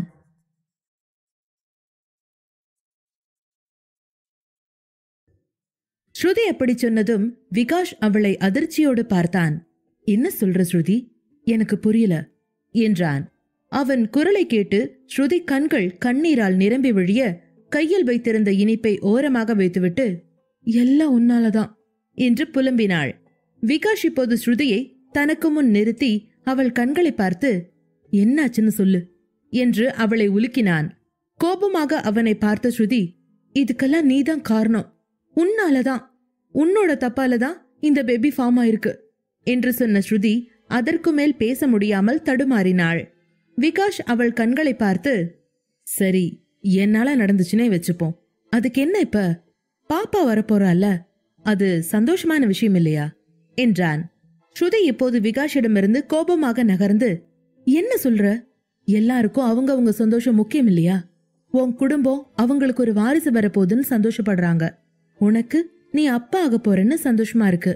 ஆனா என்னோட சந்தோஷத்தை பத்தி கொஞ்சமாவது நினைச்சு பாத்தீங்களா? எனக்கு இந்த குழந்தை வேணாம், நான் அம்மாவாக வேணாம் என்று ஸ்ருதி கைகளில் முகத்தை மறைத்து கொண்டு அழ ஆரம்பித்தாள். விகாஷ் அவளை இழுத்து அணைத்து கொண்டான். என்ன பேசுற? எந்த அம்மாவாச்சும் இப்படி சொல்வாளா? வயித்துல இருக்கிற பாப்பா கேட்டா கஷ்டப்படாதா என்றான். ஸ்ருதி விகாஷ் பிடியில் இருந்து தன்னை விடுவித்துக் கொண்டு, எந்த அம்மா சொல்றாளோ இல்லையோ, நான் சொல்றேன், இந்த குழந்தை எனக்கு வேண்டாம். எனக்கு எக்ஸாம்ஸ் இருக்குன்னு உனக்கு தெரியும். இந்த நேரத்துல நான் படிக்கணும்னு ஆசைப்படுறேன். என்னால இதெல்லாம் யோசிக்க முடியல. என் எக்ஸாம்ஸ்ல நான் கான்சென்ட்ரேட் பண்ணணும். அதுதான் என் கனவு. நான் பிஹெச்டி பண்ணணும், டாக்டரேட் வாங்கணும். அதுக்கெல்லாம் முதல்ல இந்த டிகிரியை கம்ப்ளீட் பண்ணணும். இப்ப நான் என்ன பண்றது என்று அழ ஆரம்பித்தாள் ஸ்ருதி. நான் பிஜி முடிக்க போறேன்னு உனக்கு தெரியும். ஆனா நீ என்ன பண்ணி வச்சிருக்கேன்னு பாத்தியா? அண்ணி படிக்கிறதுக்கு பிடிக்காம தான் என் அண்ணன் வேணும்னே அவளை பிரெக்னன்ட் ஆக்கினா. அவ பிரெக்னன்ட் ஆன பின்னாடி அவ அண்ணிய படிக்கவே விடல. ஆம்பளைங்க நீங்க எல்லாம் ஒரே ஜாதி தான். நீயும் என் அண்ணன் மாதிரி தான் பண்ண போற. என்னை படிக்க விட மாட்ட. போச்சு, என் கனவெல்லாம் வீணா போச்சு. என்னால இனிமே படிக்கவே முடியாது என்று சொல்லிக்கொண்டே ஸ்ருதி அங்கேயே முகம் பொத்தி அமர்ந்தாள். அவள் இப்படி அழுவதை பார்த்த விகாஷ் முதலில் போய் அரைக்கதவை சாத்தினான். அவள் அழுவதை யாரும் கேட்க வேண்டாம் என்று நினைத்தான். விகாஷ் ஸ்ருதியிடம் வந்து ஸ்ருதியை எழுப்பி கட்டிலில் உட்கார வைத்தான். அவளிடம் ஒரு கிளாஸ் தண்ணீரை கொடுத்து, அழாத ஸ்ருதி, முதல் இந்த தண்ணியை குடி என்றான். விகாஷ் சொன்னதும் ஸ்ருதி கோபமாக அவன் கையில் இருந்த டம்ளரை தட்டிவிட்டாள். எனக்கு உன் முகத்தை பார்க்க கூட இஷ்டம் இல்ல. உனக்கு எப்பவுமே உன்னோட சந்தோஷம் மட்டும்தான் முக்கியம், அதானே? ஸ்ருதி அழுகை அதிகரிக்க ஆரம்பிக்கவே விகாஷ் அந்த அறையை விட்டு வெளியே போக நினைத்தான். ஸ்ருதியின் வார்த்தைகளால் காயப்பட்ட விகாஷ் தன்னை நிதானப்படுத்திக் கொண்டு அறையை விட்டு வெளியேற தொடங்கினான். இந்த நேரத்தில் பேசினால் இருவருக்குள்ளும் வாக்குவாதம் மட்டுமே ஏற்படும் என்று தெரிந்ததால் அவன் ஸ்ருதியிடம் பேச விரும்பவில்லை. ஆனால் ஸ்ருதி அழுகையை நிறுத்தாமல் போகவே கோபத்தை கட்டுப்படுத்த முடியாமல் கோபத்துடன் வெளியே போக இருந்தவன் திரும்பி வந்து, இப்ப நீ அழறதை நிறுத்த போறியா இல்லையா என்று கோபமாக கத்தினான். அவனுடைய உரத்த குரலை கேட்டு ஸ்ருதி அதிர்ந்தாள். அவள் நிமிர்ந்து பார்த்தபோது விகாஷ் கோபத்தில் சிவந்து மூச்சு விடுவது இயல்புக்கு மாறாக இருப்பதை பார்த்ததால் ஸ்ருதி அவனை பார்த்ததும் பயத்தில் படுக்கையில் இருந்து எழுந்திருக்க விகாஷ் ஸ்ருதியை பிடித்து இழுத்து தன் முன் நிற்க வைத்து, அப்போ எனக்கும் உன் அண்ணனுக்கும் ஒரு வித்தியாசம் இல்லைன்னு சொல்ல வர இல்லையா என்று கேட்டான். ஸ்ருதி கோபமாய், ஆமா அதத்தான் சொல்ற என்றாள். விகாஷ் ஆத்திரமாக ஸ்ருதி வாயை பிடித்து, வாய மூடு, இதுக்கும் மேல ஒரு வார்த்தை கூட பேசாத என்று அவளை பேச விடாமல் நிறுத்தினான். என்ன பேசுறேன்னு புரிஞ்சுதான் பேசுறியா ஸ்ருதி? எனக்கு என் குடும்பம் என் குழந்தை தான் முக்கியம் சொல்றியா? எனக்கு உனக்கும் சம்மந்தமே இல்லையா? நான் உன்னை லவ் பண்ணவே இல்லைன்னு சொல்றியா? நான் என்னைக்கு உன்கிட்ட உன்னோட கனவையெல்லாம் விட்டுட்டு என் குடும்பத்தை மட்டும் பாருன்னு சொன்ன? இப்ப நீ சொல்லி ஆகணும். நான் அப்படி என்னைக்கு உன்கிட்ட சொன்னேன்னு சொல்லு என்று அவளை பிடித்து உலுக்கினான். ஸ்ருதியும் அழுது கொண்டே ஏதோ சொல்ல வாயெடுக்க விகாஷ் மீண்டும், உன்னை பத்தி நீ என்ன வேணா முடிவு பண்ணிக்க ஸ்ருதி. என்னை பத்தி கூட நீ என்ன வேணா பேசிட்டு போ. ஆனா என் புள்ள ஏன் தப்பு சொல்ற? அந்த குழந்தை என்ன பாவம் பண்ணுச்சு? அத நீயே இப்படி பல்லுல வைக்கிற? அது உன் வாழ்க்கையில நடந்த தப்புன்னு பேச உனக்கு எப்படி மனசு வருது? அது நம்ம காதலோட அர்த்தம், நம்ம அன்போட அடையாளம். நம்ம பாப்பாவை தப்புன்னு இன்னும் ஒரு வார்த்தை என்கிட்ட பேசுன, நான் மனுஷனாவே இருக்க மாட்டேன் என்றான் ஆவேசமாக. ஆமா, எனக்கு என் குழந்தை வேணும். அதே நேரம் உனக்கு அந்த வயசு இல்லைன்னு எனக்கும் புரியுது. அதனால உன் மேல இவ்வளவு பெரிய பொறுப்பை வைக்க வேணாம்னு நினைச்சேன். ஆனா நமக்குள்ள நடந்த முதல் நாள் ஞாபகம் இருக்கா? மழைக்கு நடுவுல நீயும் நானும் ஒன்னானோம். அப்ப என்கிட்ட சேஃப்டி திங்ஸ் இல்ல. அதுக்கப்புறம் உன்னை டேப்லெட்ஸ் எடுக்க சொல்லலாம்னு நினைச்சேன். ஆனா அதுல சைடு எஃபெக்ட்ஸ் நிறைய இருந்ததை நான் ரிசர்ச் பண்ணி தெரிஞ்சுக்கிட்டேன். நீயும் தானே இதுல இன்வால்வ் ஆன. நீ கூட என்கிட்ட ஏதாவது சொல்லிருக்கலாம் தானே? ஏன் சொல்லல? இது நடந்தா அது நடக்கணும் தெரியாத சின்ன பொண்ணா நீ? 2 பேருமே பரஸ்பரம் சம்மதத்தோட தான் இதுக்கு அக்ரி பண்ணிக்கிட்டோம். நானும் எது நடக்கணுமோ அது நடக்கட்டும்னு விட்டுட்டேன். இப்ப என்னமோ என் மேலதான் குத்தோன்னு நீ பேசுறத பார்த்தா என்னால தாங்க முடியல என்றான். ஸ்ருதி விகாஷ் சொன்னதை கேட்டு அவனை தாவி அணைத்துக் கொண்டாள். ஐம் சாரி, என் மேலேயும் தப்பு இருக்கு, எனக்கு புரியுது. ஆனா எனக்கு இப்ப படிக்கணும், இந்த குழந்தை வேண்டாம் என்று அழுது கொண்டே சொன்னாள். ஸ்ருதி அப்படி சொன்னதும் விகாஷ் அவளை தன்னிடம் இருந்து விலக்கினான். அதன் பின் விகாஷ் அவளையே கோபமாக பார்த்து கொண்டிருந்தான். விகாஷ் கோபமாக ஏதோ சொல்ல அவனுடைய போன் அடிக்க ஆரம்பித்தது. அழைப்பை புறக்கணித்த விகாஷ், என் குழந்தைய கொல்லணும்னு சொல்றியா ஸ்ருதி? அத நேரடியா சொல்லு. இந்த குழந்தை உன்னை படிக்க விடாதுன்னு நீயா முடிவு பண்ணிட்டல்ல? உன்ன மாதிரி உள்ளவங்களை எல்லாம் அம்மான்னு எப்படித்தான் சொல்றாங்களோ தெரியல. உங்க வயித்துல போய் குழந்தைய கடவுள் ஏன் வைக்கிறாருன்னு எனக்கு புரியல. நீ இதுக்கெல்லாம் ரெடியா இல்லையான்னு சொல்லு, நான் ஒத்துக்கிறேன். ஆனா எதுக்கு நீ பாப்பாவை திட்டுற? அதுக்கு உனக்கு என்ன தகுதி இருக்கு என்று தீப்பொறி பறக்க கேள்விகள் கேட்டான் விகாஷ். விகாஷ் அப்படி பேச பேச ஸ்ருதி ஸ்தம்பித்து போனாள். அப்போது விகாஷ் லேசாக சிரித்தபடி, உண்மையா நீ என்ன லவ் பண்ணி இந்த கல்யாணத்துக்கு ஓகே சொல்லலன்னு இப்பதான் புரியுது ஸ்ருதி. சஞ்சய் கிட்ட இருந்து தப்பிச்சா போதுன்னு இந்த கல்யாணத்தை பண்ணிக்கிட்ட. அதனாலதான் இன்னைக்கு நீ பிரெக்னன்ட்னு தெரிஞ்சதும் அதுக்கே நான் தான் காரணம்னு என் மேல பழிய போட்டு குழந்தைய கலைக்க பாக்குற. ஏண்டி, இந்த கர்ப்பத்துக்கு நான் மட்டும்தான் காரணமா? நான் உன்னை மேரிட்டல் ரேப்பா பண்ணின? ஒவ்வொரு தடவையும் உன்னை கிஸ் பண்றதுக்கு முன்னாடி கூட உன் பர்மிஷன் கேட்டுட்டு தானடி கிஸ் பண்ண. என்ன போய் அது எப்படி எப்படி நான் உன் அண்ணன் மாதிரியா? எவ்வளவு ஈஸியா உன் அண்ணனை என் கேரக்டரோட நீ கம்பேர் பண்ணி பார்த்துட்டல்ல. நீ உண்மையா என்ன லவ் பண்ணிருந்தா இப்படி யோசிச்சிருப்பியா என்று ஆத்திரத்தோடு எதிரே இருந்த சுவற்றில் கையை குத்தினான் விகாஷ். ஸ்ருதி பதறிப்போய், இல்ல விகாஷ் பிளீஸ் நீ நிறுத்து, நான் அப்படி யோசிக்கல என்றாள். ஆனால் விகாஷ் அவள் சொல்வதை புறக்கணித்து படுக்கையில் அமர்ந்தான். அதே நேரம் அவனுடைய போன் மீண்டும் ஒருமுறை அடிக்க ஆரம்பித்தது. அந்த அழைப்பு ஏசிபியிடமிருந்து வந்திருந்ததால் விகாஷ் ஒரு நொடியில் தன்னை சரி செய்து கொண்டு, ஜெய்ஹிந்த் சார் என்று பேச ஆரம்பித்தான். அதன் பின் ஓகே சார் என்று சொன்னவன், இதோ இப்ப கிளம்பிட்டேன் சார், 15 மினிட்ஸ்ல அங்கிருப்பேன் என்றான். விகாஷ் ஸ்ருதி வயிற்றை பார்த்தபடி, கண்ணுக்குட்டி, அப்பாக்கு ஒரு அவசரமான வேலைமா, உடனே போகணும், வந்து உன் அம்மாவுக்கு உன்னை பத்தி புரிய வைக்கிறேன் என்றபடி வந்த காலோடு வெளியேறினான். அவன் அவசரமாக போவதை பார்த்த அர்ச்சனா, சாப்பிடவாவது வீட்டுக்கு வாடா என்று சொல்ல விகாஷ் சரி என்று தலையசைத்தான். விகாஷ் வெளியேறியதும் ஸ்ருதி பாத்ரூமிற்குள் போய் கதவை சாத்தி கொண்டு அழ ஆரம்பித்தாள். கோபத்தில் அவள் பேசிய வார்த்தைகள் விகாஷை காயப்படுத்தி விட்டதை அவள் உணர்ந்திருந்தாள். கல்யாணத்திற்கு பின்னர் உண்டான விகாஷின் முதல் சந்தோஷத்தை தான் சிதைத்து விட்டதை ஸ்ருதி உணர ஆரம்பித்தாள். ஸ்ருதி தன்னுடைய அம்மாவை போல மாறி போயிருந்ததை கண்டுகொண்டாள். தன்னுடைய சுகத்தையும் கனவுகளையும் மட்டுமே யோசித்தபடி குழந்தையை பற்றி நினைக்காதவளாக அவள் சுயநலவாதி போல மாறி இருந்ததை புரிந்து கொண்டாள். தன்னுடைய வயிற்றில் முதலில் உருவான குழந்தையை அன்புக்கு பதிலாக வெறுப்பை உமிழ்ந்து அதன் உணர்வுகளை காயப்படுத்திக் கொண்டிருக்கிறோம் என்பதை விகாஷ் சொன்னதன் மூலம் ஸ்ருதி உணர ஆரம்பித்தாள். அதன் பின் ஸ்ருதியின் கைகள் தானாக அவள் வயிற்றை அன்போடு தடவியது. ஒருவித குற்ற உணர்வோடும் பதட்டத்தோடும் இருந்த ஸ்ருதிக்கு வாந்தி வருவது போல இருக்கவே வாஷ் பேசினில் தலை குனிந்தாள். வாந்தி எடுத்து முடித்த ஸ்ருதி அதன் பின் பாத்ரூமிலிருந்து வெளியே வந்தாள். அப்போது அவள் தலை சுற்றியது. அதனால் அவள் படுக்கையில் அமர்ந்தாள். அவள் தன் போனை எடுத்து தன் அக்காவிற்கு கூப்பிட நினைத்து பின் மனதை மாற்றிக்கொண்டு மின்மினியை அழைத்தாள். பெங்களூரில் மின்மினி அன்றைக்கு பார்த்து சீக்கிரம் தூங்க சென்றாள். அன்றைக்கு அவள் கடினமாக பிராக்டிஸ் செய்திருந்தாள். அதனால் அவள் ஆரியனுக்கு கூட அழைக்காமல் தூங்கி போயிருந்தாள். அவளது போன் 2 முறை அடித்ததும் அவள் போனை எடுத்து தூக்க கலக்கத்தில், ஹலோ யாரு என்றாள். அங்கிருந்து ஸ்ருதி, மின்மினி என்று தேம்பிக் கொண்டே அழைக்கவும் மின்மினி சுயநினைவுக்கு வந்தாள். ஸ்ருதி அழுகை அதிகமாக பதட்டத்தோடு எழுந்து அமர்ந்தாள். ஸ்ருதி, எதுக்கு அழற? என்னாச்சு உனக்கு என்று பதட்டமாக கேட்டாள். மின்மினி, நான் ஒரு தப்பு பண்ணிட்டேன். அதனால விகாஷ் மேல ரொம்ப கோவமா இருக்கான். இப்ப நான் என்ன செய்யணும் என்று ஸ்ருதி மீண்டும் அழ ஆரம்பித்தாள். அதன் பின் ஸ்ருதி அழுது கொண்டே மின்மினியிடம் நடந்த எல்லாவற்றையும் சொல்ல அவள் சொல்வதை கேட்டு மின்மினி அவள் மீது கோபம் கொண்டு, மச்சானோட லவ்வ நீ ரொம்ப சந்தேகப்பட்டிருக்க ஸ்ருதி, அது ரொம்ப தப்பு. உன்னை எந்த மாதிரியான நேரத்துல அவர் காப்பாத்தினார்னு நீ யோசிக்க மாட்டியா? உன்னை காப்பாத்தத்தானே அவர் கல்யாணமே பண்ணாரு. உனக்கு என்ன அறிவு இருக்கா இல்லையா?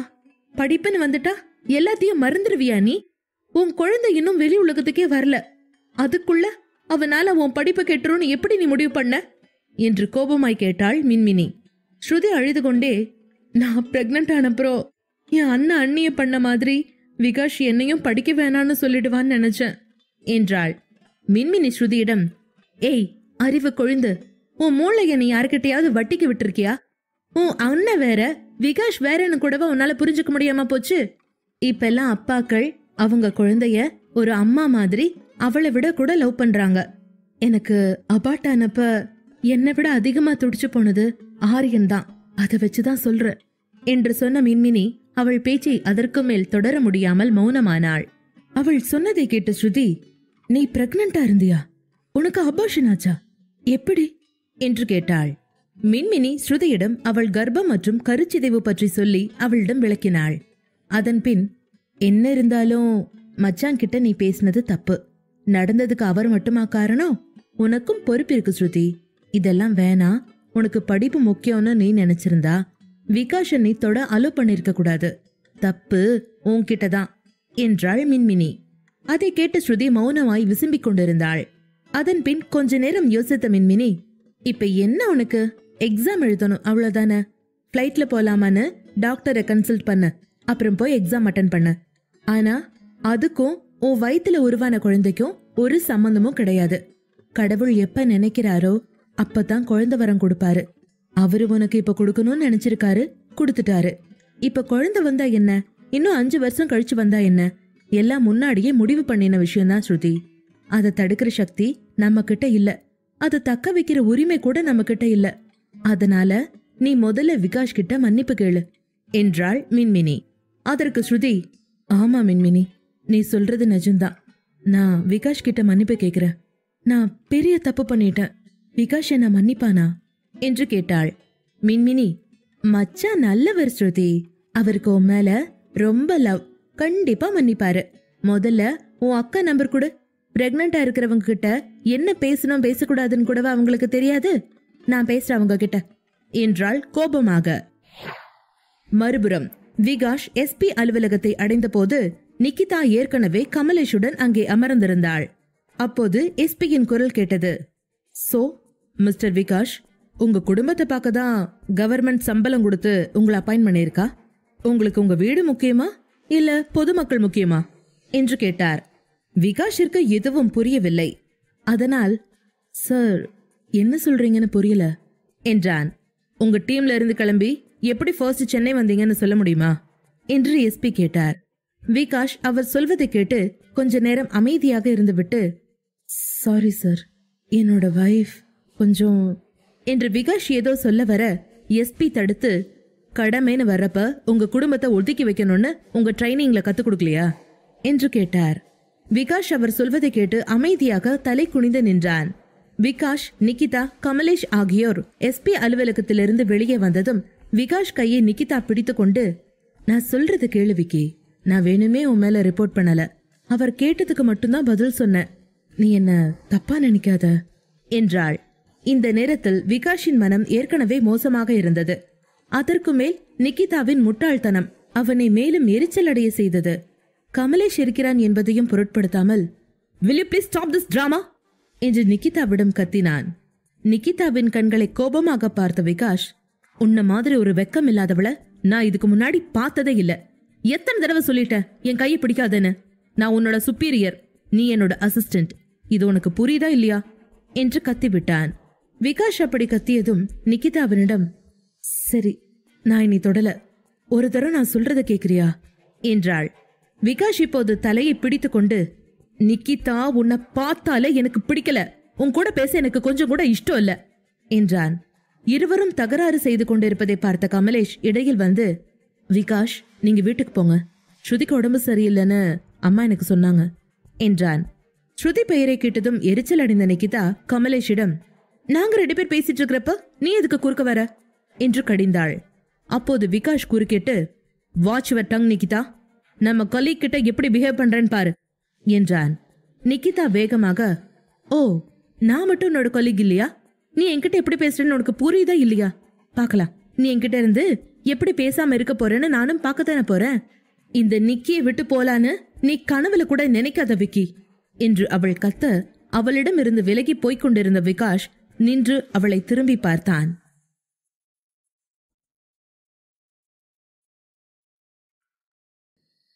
ஸ்ருதியோடு பேசிவிட்டு படுத்த மின்மினிக்கு வெகு நேரமாகியும் தூக்கம் வரவில்லை. இன்றைக்கு நடந்த சில விஷயங்களால் அவள் மனம் குழம்பி போயிருந்தது. பயமாக கூட இருந்தது.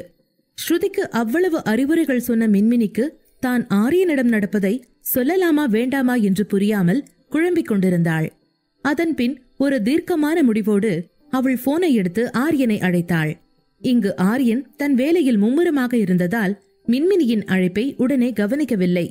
இரவு 11 மணி ஆகியிருந்தது. மின்மினி மீண்டும் அவனை அழைத்தாள். இந்த முறை ஆரியன் அவளின் அழைப்பை எடுத்து, சொல்லுமா, இன்னுமா நீ தூங்கல என்று கேட்டான். ஏன் என் போன் எடுக்கல என்று மின்மினி கேட்டதும் ஆரியன் சமாளித்தபடி, நான் பால்கனியில இருக்கம்மா, கால் வந்ததே தெரியல என்றான். ஆரியன் மீண்டும் அவளிடம் பொய்தான் சொல்லிக் கொண்டிருந்தான். உண்மையில் அவன் முக்கியமான ஒரு வேலையில் ஈடுபட்டிருந்தான். மின்மினி ஆரியனிடம் சோகமான துணியில் ஐ மிஸ் யூ என்று சொல்ல ஆரியன் புன்னகைத்தபடி நானும் தான் என்றான். அதன்பின் மின்மினி எதுவும் சொல்லவில்லை. அவளின் மௌனத்தை உணர்ந்த ஆரியன் மின்மினியிடம் நீ சாப்பிட்டியா என்று கேட்டான். மின்மினி சாப்பிட்டேன் என்று சொல்லிவிட்டு மீண்டும் ஒரு முறை மௌனமானாள். மின்மினியின் குரலை கேட்ட ஆரியன் அவள் மிகவும் டல்லாக இருப்பதை உணர்ந்தான். ஆரியன் அவளிடம் என்ன நடந்துச்சு, நீ இன்னும் தூங்கலையா, உன்னோட வாய்ஸ் ஏன் இவ்ளோ டல்லா இருக்கு என்று கேட்டான். ஆரியன் சொன்னது உண்மைதான். சூரஜ் இருக்கும் நிம்மதியில்தான் அவள் தூங்கவே ஆரம்பித்தாள். ஆனால் இப்போது அன்று நடந்த எல்லாமும் அவளுக்கு நினைவுக்கு வந்தது. மெல்ல தயங்கியபடி நான் உங்ககிட்ட ஒன்னு சொல்லணும் என்றாள். ஆரியன் சொல்லு என்று சொல்லவும் மின்மினி எனக்கு இங்க இருக்கவே பயமா இருக்கு என்றாள். ஆரியன் அவள் சொல்வதை கேட்டு நவநீத்தை பற்றி யோசித்துக் கொண்டே ஏன் என்னாச்சு, யாராவது உங்ககிட்ட ஏதாவது சொல்றாங்களா என்று கேட்டான். அப்போது மின்மினி இந்த டான்ஸ் காம்படிஷன் ஜட்ஜ் நவநீத், அந்த ஆள் கொஞ்சம் மோசமா இருக்கான், இன்னைக்கு என்ன எனக்கு தெரியாம வீடியோ எடுத்தான் என்றாள். தான் டான்ஸ் ரிஹர்சல் செய்யும் போது நவநீத் தன்னை வீடியோ எடுத்ததை பற்றி ஆரியனிடம் மின்மினி சொன்னதும் ஆரியனுடைய முகம் மாறியது. இது நீ நடந்த உடனே சொல்லிருக்கணும்ல, இது சொல்ல இவ்வளவு நேரம் டைம் எடுத்துக்கிட்டியா என்று கேட்டான். மின்மினி மெதுவாக இல்ல, நீங்க இப்ப கோவப்படக்கூடாது, டாக்டர்ஸ் என்கிட்ட சொல்லிருக்காங்க, அதான் சொல்லலாமா வேணாமான்னு யோசிச்சேன் என்றாள். ஆரியன் கொஞ்சம் கோபம் தணிந்து மின்மினி எனக்கு ஒன்னும் இல்ல, ஐ எம் பெர்ஃபெக்ட்லி ஆல்ரைட், ஒருத்த உன்னை உன் பர்மிஷன் இல்லாம வீடியோ எடுத்திருக்கான், இத பத்தி நீ அப்பவே சொல்லியிருந்தா உடனுக்குடனே அதுக்கு நான் ஃபுல் ஸ்டாப் வச்சிருப்பேன் என்றான். மின்மினி இப்போது கிட்டத்தட்ட அழுது கொண்டே ஆமா நான் நோட் பண்ண, அப்ப பார்த்து சூரஜன் அங்க வந்தாரு, அதனால அந்த நவநீத் உடனே போயிட்டான், அதுக்கப்புறம் நானும் அந்த விஷயத்த மறந்துட்டேன், இப்பதான் ஞாபகம் வந்துச்சு என்றாள். ஆரியன் சரி இப்ப எதுக்கு நீ அழற, எனக்கு புரியல என்றான். மின்மினி நீங்க ரொம்ப கத்துறீங்க, கோவப்படுறீங்க, உங்களுக்கு உடம்பு சரியில்லை, ஞாபகம் இருக்கா இல்லையா என்று அழுதாள். ஆரியன் அவள் சொல்வதை கேட்டு இந்த முறை மெதுவாக சாரி டியர், நான் இனிமே கோவப்படல, அந்த ராஸ்கல் உன்னை வீடியோ எடுத்து எவ்வளவு நேரம் ஆயிருக்கு, இப்ப சொல்றேன்னு கோவப்பட்டேன் என்றான். அதன்பின் மின்மினியிடம் இரு நான் வீடியோ கால்ல வரேன் என்றான். ஆரியன் வீடியோ கால் வந்தான். மின்மினி என்ன பாரு, நான் நல்லா ஆயிட்டேன், நல்லா தெம்பா வேற இருக்கேன் என்றான். மின்மினி கண்ணீரை துடைத்துக் கொண்டு ஆரியனை பார்த்து புன்னகைத்தாள். ஆரியன் அவளிடம் சரி லேட்டாச்சு, எனக்கு உன் கூட தூங்கணும் என்றான். மின்மினி அவனின் வார்த்தைகளை புரிந்து கொண்டு தன் இடத்தில் படுத்து தன் மொபைலை அவள் முகத்திற்கு முன்னால் வைத்தாள். ஆரியன் அவள் தன்னை புரிந்து கொள்வதை பார்த்து புன்னகைத்தான். மின்மினி ஆரியனிடம் அந்த நவநீத்தை பார்த்து எனக்கு பயம்லாம் இல்லைங்க, அவன் வீடியோ எடுத்ததுதான் எனக்கு பிடிக்கல என்று வெளிப்படையாக சொன்னாள். ஆரியன் சரி நீ டென்ஷன் ஆகாத, தூங்கு, நாளைக்கு பிராக்டிஸ் இருக்குல்ல, அவனை விடு, அவனை பத்தி யோசிக்காம நீ உன் காம்படிஷன்ல மட்டும் கான்சென்ட்ரேட் பண்ணு என்றான். அதன் பின் ஆரியன் மின்மினியை போனில் முத்தமிட்டு சரி பயம் இல்லாம தூங்கு, நான் உன் கூட தான் இருக்கேன் சரியா என்றான். மின்மினி பதிலுக்கு ஆனா நீங்களும் தூங்கணும், இன்னும் 3 மாசம் நீங்க ரெஸ்ட்ல இருந்தே ஆகணும் என்றாள். சரி நீ வீடியோ ஆன் பண்ணிட்டே தூங்கு, நானும் தூங்குறேன் என்று சொல்ல மின்மினி அவன் பேச்சை கேட்டு வேகமாக கண்களை மூடினாள். இதை பார்த்த ஆரியன் முகத்தில் லேசாய் சிரிப்பு வந்தது. ஆனால் உண்மையில் ஆரியன் இந்த நேரத்தில் மிகவும் மூட் அவுட்டாக இருந்தான். அவள் கண்ணெதிரே இருந்தும் அவளை தொடக்கூட முடியாத இந்த வீடியோ கால்களை அவன் முற்றிலும் வெறுத்தான். நிக்கிதாவிடம் கோபித்துக் கொண்ட விகாஷ் எதுவும் பேசாமல் அங்கிருந்து கிளம்ப முற்பட்ட போது நிக்கிதா இந்த நிக்கிய விட்டு அவ்வளவு சீக்கிரம் போயிடலான்னு நீ கனவுலையும் நினைக்காத என்றாள். விகாஷ் அவள் வார்த்தைகளை கேட்டு அவளை திரும்பி பார்த்தான். நிகிதா கோபமாக பார்த்து கொண்டிருந்தாள். அப்போது கமலேஷ், மேடம், அபிஷியலா என்ன சொல்றீங்களோ அதை ஏன் முன்னாடி பண்ணுங்க. அன்அபிஷியலா வேற ஏதாச்சும் பேசுறதா இருந்தா அதுக்கு இது இடம் இல்ல என்றான். நிகிதா அவன் பேச்சை கேட்டு எரிச்சலுடன், நான் ஏன் உன் முன்னாடி எல்லாம் பேசணும், நீ எதுக்கு அதெல்லாம் கேக்குற என்றாள். கமலேஷ் அவள் சொல்வதை கேட்டு, உங்களுக்கு நான் யாரும் இல்லதான் மேடம், ஆனா விகாஷ் வைஃப் ஸ்ருதி என் தங்கச்சி. உங்க நோக்கம் தப்பா இருக்கிற மாதிரி இருக்கு. அதனால என் தங்கச்சி வாழ்க்கை வீணாகுமேன்னு ஒரு அண்ணனா நான் கேக்குறேன். ஸ்ருதி வாழ்க்கையில நீங்க என்ன பண்ண போறீங்கன்னு எனக்கும் தெரிஞ்சா நல்லா இருக்கும் என்றான்.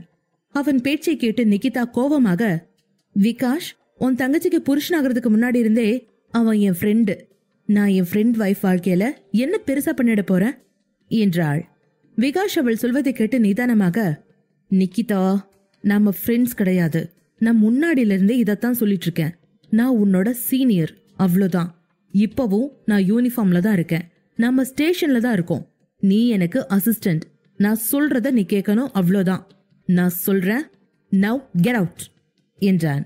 நிகிதா ஏதோ சொல்ல நினைத்தாள். ஆனால் கமலேஷ் அங்கேயே நிற்பதை பார்த்து ஏதோ யோசித்துவிட்டு எதுவும் பேசாமல் அவனை முறைத்துக் கொண்டே சென்றாள். விகாஷ் இப்போது கமலேஷை பார்த்து ஏதோ சொல்ல வாயெடுக்க, அதற்கு முன் கமலேஷ், சார், நான் சீனியர் இல்ல, ஆனா இந்த வேலையில உங்களை விட எனக்கு எக்ஸ்பீரியன்ஸ் இருக்கு. நீங்க இந்த மாதிரி பொண்ணுங்க கிட்ட இருந்து கொஞ்சம் தள்ளி இருங்க என்றான். விகாஷ் வீட்டிற்கு வருவதற்கு இரவு 11:30 மணி ஆகியிருந்தது. அனைவரும் தூங்கி இருக்க பிரதாப் மட்டும் விகாஷிற்காக காத்திருந்தார். விகாஷ் ரூமிற்கு போக எத்தனைக்க பிரதாப் அவனை தடுத்து, மருமக இப்பதான் சாப்பாட்டை சூடு பண்ணி வச்சுட்டு போயிருக்கா, நீ முதல்ல சாப்பிடு, இல்லைன்னா மறுக்க அது ஆறி போயிடும். நீ இந்த சுட வைக்கிற வேலையெல்லாம் கொஞ்சம் கத்துக்கிறது நல்லது. அவளுக்கு எக்ஸாம்ஸ் இருக்கு, அவ பிரெக்னண்டா வேற இருக்கா. அதனால முடிஞ்ச வர அந்த பொண்ணை நீ டிஸ்டர்ப் பண்ணாத, நீயே பண்ணிக்க என்றார். விகாஷ் அப்பா சொல்வதை கேட்டதும் சரி என்று தலையசைத்தான். அதன்பின் பிரதாப் விகாஷிற்கு சாப்பாடு எடுத்து வைத்தார். கை கழுவி விட்டு வந்த விகாஷ் தட்டை எடுத்து தன் பக்கமாக நகர்த்தி கொண்டே, அப்பா, நீங்க சந்தோஷமா ஃபீல் பண்றீங்களா என்று கேட்டான். அவன் சொல்வதை கேட்டு திரும்பி பார்த்த பிரதாப், எதை பத்தி கேக்குற என்று கேட்க, அது ஸ்ருதி குட்டி பாப்பா பொறுக்க போறத பத்தி என்று விகாஷின் குரல் தடுமாறியது. பிரதாப் அவனை பார்த்து, ரொம்ப நாளைக்கு அப்புறம் இன்னைக்குதான் நான் ரொம்ப சந்தோஷமா இருக்கேன் விகாஷ். நான் ரொம்ப மோசமான அப்பன்றது எனக்கு தெரியும். ஆனா நான் கண்டிப்பா ஒரு நல்ல தாத்தாவா இருப்பேன். உன்னை நான் சின்ன வயசுல சரியா பார்க்கல. வேலை வேலைன்னு அர்ச்சனா கிட்ட உன்னை விட்டுட்டு ஓடிட்டேன். ஆனா என் பேரனையோ பேத்தியையோ நான் நல்லா பார்த்துப்பேன் என்றார். விகாஷ் அப்பா சொன்னதை கேட்டு புன்னகைத்தான். முதல் முறையாக பிரதாப் அவனிடம் மிகவும் அமைதியாக கனிவோடு பேசிக் கொண்டிருந்தார். இப்போது லேசாய் தைரியம் வர விகாஷ் பிரதாப்பை பார்த்து, ஏன்பா, நான் ரொம்ப நாளா உன்னை கேட்கணும்னு இருந்தேன். என்கிட்ட மட்டும் ஸ்ட்ரிக்டா பேசுற நீங்க ஸ்ருதி கிட்ட மட்டும் சாஃப்டா பேசுறீங்க. அவளை தத்தெடுத்துக்கிட்டீங்களா என்று கேட்டான். பிரதாப் சாப்பிடும்படி சைகை செய்து, முதல்ல சாப்பிடு சாப்பிடு என்றார். விகாஷ் சூடான சாதத்தில் தக்காளி தொக்கை பிசைந்து சிப்ஸ் தொட்டு சாப்பிட ஆரம்பித்தான். பிரதாப் அவன் அருகில் அமர்ந்தார். ஸ்ருதி உன் அம்மா மாதிரியே இருக்கா விக்கி. முதல்ல அவளை பாக்குறப்ப குடும்பத்தை விட்டு ஓடி வந்த பொண்ணு உன்னை விட்டுட்டு ஓடி போயிருவான்னு தப்பா நினைச்சிட்டேன். அதனாலதான் அவன் மேல கோவப்பட்டேன். அதுக்கப்புறம் மயங்க் என்கிட்ட சில விஷயங்களை எடுத்து சொன்னான். அப்போ இருந்து அந்த பொண்ணை நான் பார்க்க ஆரம்பிச்சேன். அவ குடும்பத்தோட குணத்தை கூட தெரிஞ்சுக்கிட்டேன். அதுக்கப்புறம் அவ நம்ம வீட்டுல நமக்காக பண்ற ஒவ்வொரு விஷயமும் எனக்கு உன் அம்மா ஞாபகத்தை வர வைக்குது என்றார். அதை சொல்லும்போது பிரதாப்பின் குரல் நெகிழ்ந்திருந்தது. அப்பாவின் வார்த்தைகளை கேட்டு சற்று உணர்ச்சி வசப்பட்டு முகம் குனிந்தான் விகாஷ். மனதிற்குள் யோசிக்க ஆரம்பித்தான். ஸ்ருதி எங்க எல்லாரையும் ரொம்ப தப்பா நினைக்கிறா. இங்க என் அப்பா கூட அவ படிக்கிறதுக்கு எதுவும் சொல்லல. அப்படி இருக்கிறப்ப நான் மட்டும் எப்படி அவளை படிக்காதன்னு சொல்ல முடியும்? இவ ஏன் எங்களை பத்தி இப்படி தப்பா யோசிக்கிறா என்று நினைத்தபடி சாப்பாட்டில் விரலை அளவலாவிக் கொண்டிருந்தான். அப்போது பிரதாப், நீ கூட உன் அம்மா மாதிரியே உன் கண்ணீரை மறைக்கிறியா என்று கேட்க விகாஷ் அவர் பேச்சை கேட்டு சிரித்தான். பின் வேகமாக சாப்பிட்டு தன் அறைக்கு வந்தான். அப்போது ஸ்ருதி இன்னும் விழித்திருப்பதை பார்த்தான். இந்த நேரத்தில் அவள் போனில் எதையோ செய்து கொண்டிருந்தாள். ஆனால் கதவு மூடும் சத்தம் கேட்டு அவள் முகம் விகாஷ் பக்கம் திரும்பியது. ஸ்ருதி அவனை பார்த்ததும் தடுமாறியபடி எழ, கீழே விழப்போனவளை விகாஷ் தாங்கி பிடித்தபடி, சரியா நிக்க கூட முடியாதா உன்னால என்று கோபமாக கேட்டான். ஸ்ருதி எதுவும் பேசாமல் அமைதியாக இருக்க விகாஷ் அவனுடைய யூனிஃபார்மை கழற்ற ஆரம்பித்தான்.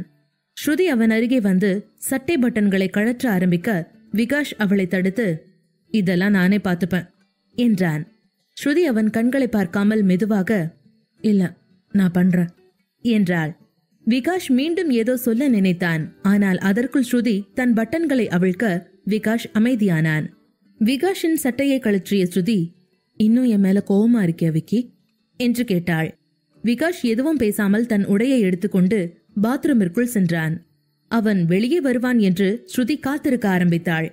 விகாஷ் வெளியே வந்ததும் அவனது போன் அடிக்க ஆரம்பித்தது. ஸ்ருதி அவன் போன் அருகே நின்று கொண்டிருந்ததால் விகாஷ் போனை எடுத்து அவனிடம் கொடுக்க நீட்டியவள் அதில் தெரிந்த பெயரை பார்த்து முகம் மாறினாள். அது நிகிதாவின் அழைப்பு. அதை பார்த்த பின் போனை கொடுக்க ஸ்ருதிக்கு மனம் வரவில்லை. விகாஷ் தானே அவனது போனை வாங்க நினைத்தான். ஆனால் அதில் நிகிதாவின் பெயரை பார்த்து அவனுக்கும் கொஞ்சம் மூட் அவுட் ஆனது. ஸ்ருதியை பார்த்து கொண்டே போனை எடுத்து அழைப்பை கட் செய்தான். நிகிதாவின் போன் வந்ததும் ஸ்ருதி நேராக அவளுடைய படுக்கைக்கு சென்று படுக்க விகாஷ், லைட்ஸ் ஆஃப் பண்ணிட்டு தூங்கு என்றான். ஸ்ருதி எதுவும் சொல்லாமல் விளக்கை அணைத்துவிட்டு தன் இடத்திற்கு வந்து படுத்திருந்தாள். விகாஷ் போன் மீண்டும் ஒருமுறை அடித்தது.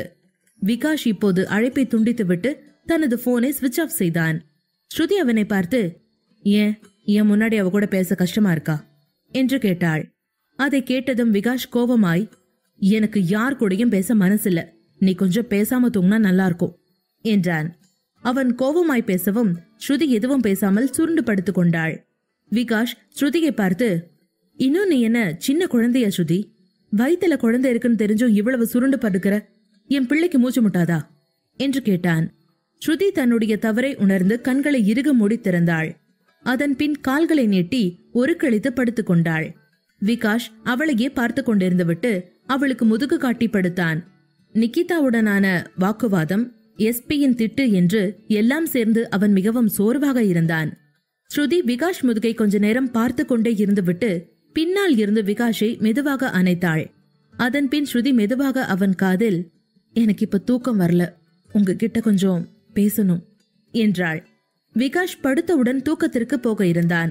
இன்னும் லேசான தூக்கம் கண்ணை சொக்க கோபமாக, பிளீஸ் உன்னோட இடியாட்டிக் லாஜிக்ஸ் எல்லாம் கேட்க எனக்கு தெம்பில்ல, கொஞ்சம் என்ன தனியா விடு, நான் தூங்கணும் என்றான். அவனுடைய அலட்சியத்தை பார்த்த ஸ்ருதி இப்போது அவனிடமிருந்து ஒதுங்கினாள். விகாஷின் கோபத்தில் இருக்கும் நியாயத்தை அவள் புரிந்து கொண்டிருந்தாள். தன்னுடைய முதல் குழந்தையை அழிக்க வேண்டும் என்று சொன்னால் எந்த தகப்பன்தான் அதை பொறுத்துக் கொள்வான்?